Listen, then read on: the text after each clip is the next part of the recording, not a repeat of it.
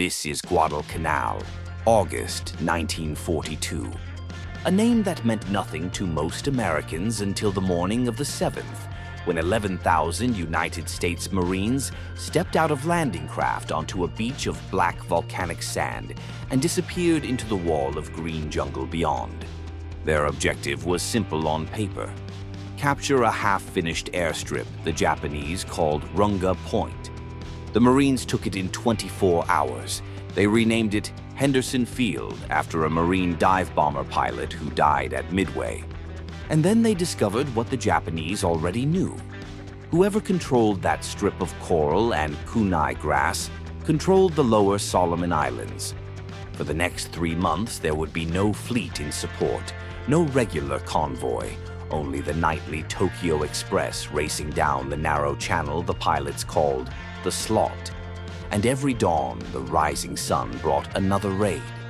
This is the story of the men who met those raids in the air: the Cactus Air Force, a handful of Marine, Navy, and later Army squadrons flying airplanes that were already obsolete when the war began.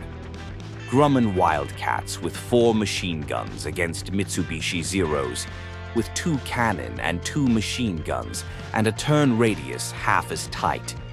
Airplanes that arrived with salt corrosion already eating the aluminum, patched with Japanese sheet metal and baling wire, fueled from 55-gallon drums rolled by hand across a runway pockmarked with bomb craters.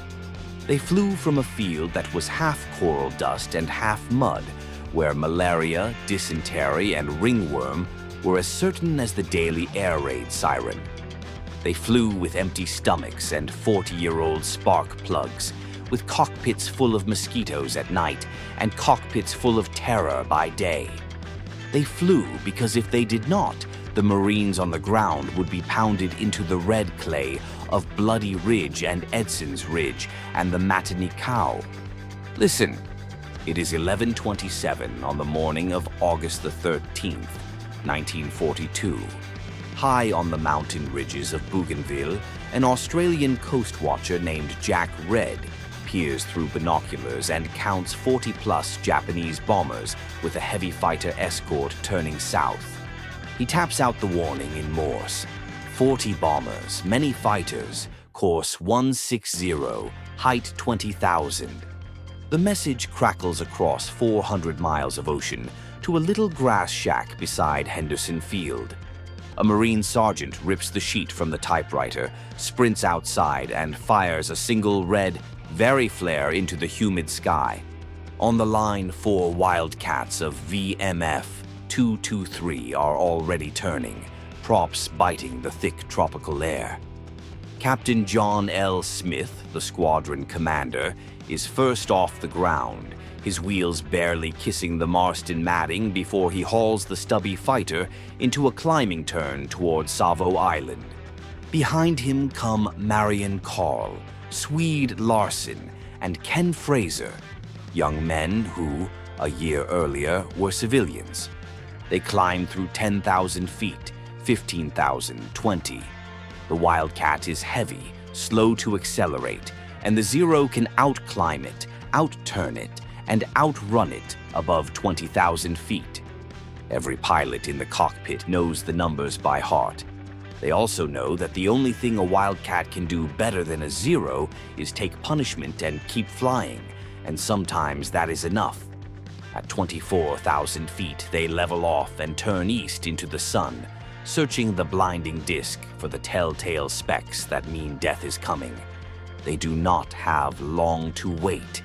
Out of the sun drop 12 Zeros in perfect 4-plane showtie, silver wings flashing, red Hinomaru blazing like fresh blood.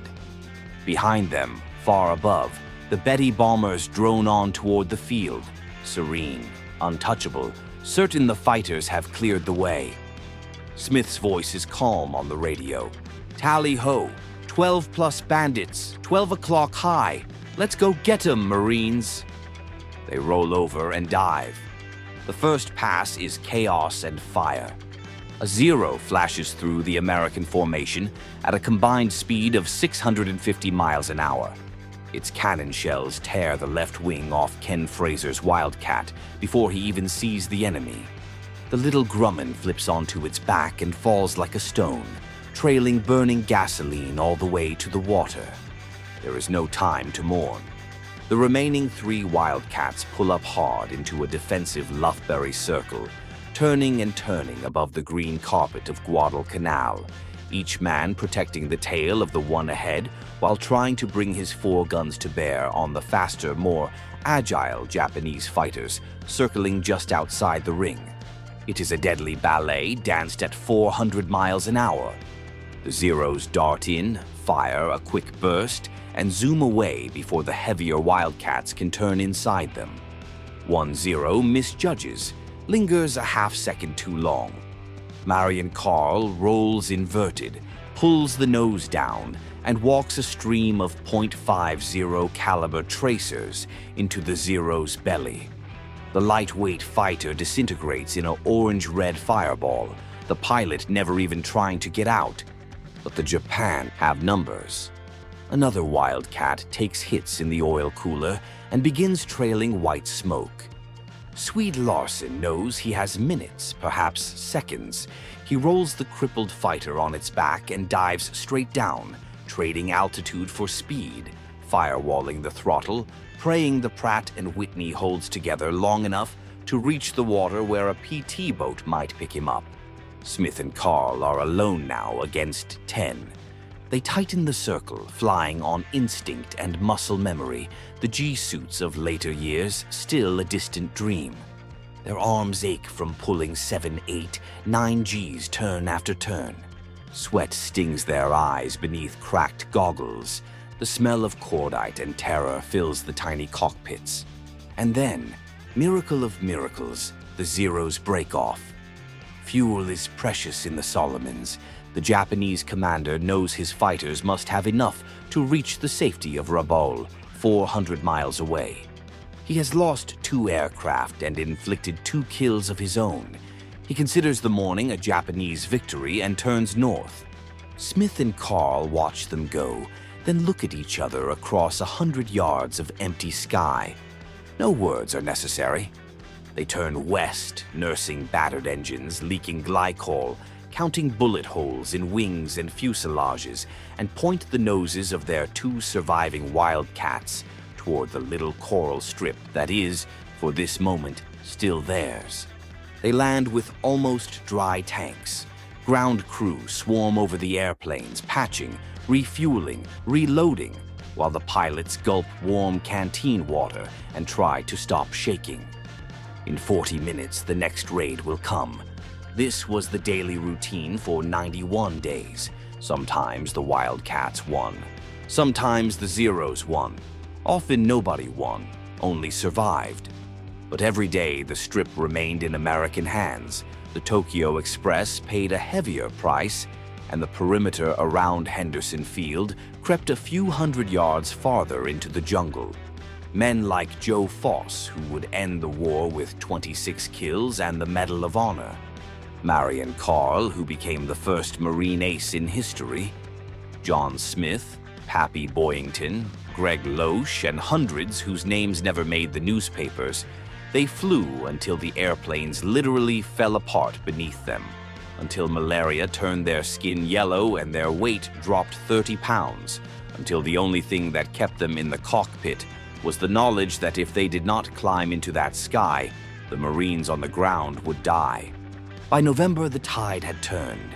Newer aircraft, Corsairs, Lightnings, fresh pilots began to arrive. The Japanese raids grew smaller, more desperate. The Tokyo Express became the hunted instead of the hunter. But it was the Wildcat pilots of August, September, and October who paid the down payment in blood that made every later victory possible. They called themselves the Cactus Air Force after the code name for Guadalcanal. They never numbered more than 100 combat pilots at any one time. 42 of them would not come home. Tonight, somewhere above Iron Bottom Sound, the ghosts of Wildcats and Zeros still turn and chase each other through the moonlight, locked in an eternal dogfight that will never end, because some debts can never be fully paid, and some kinds of courage are too large to fit inside any history book. This was Guadalcanal. This was the beginning of the long road back. And these were the boys, barely more than boys, who first took it into the sky and refused to give it back.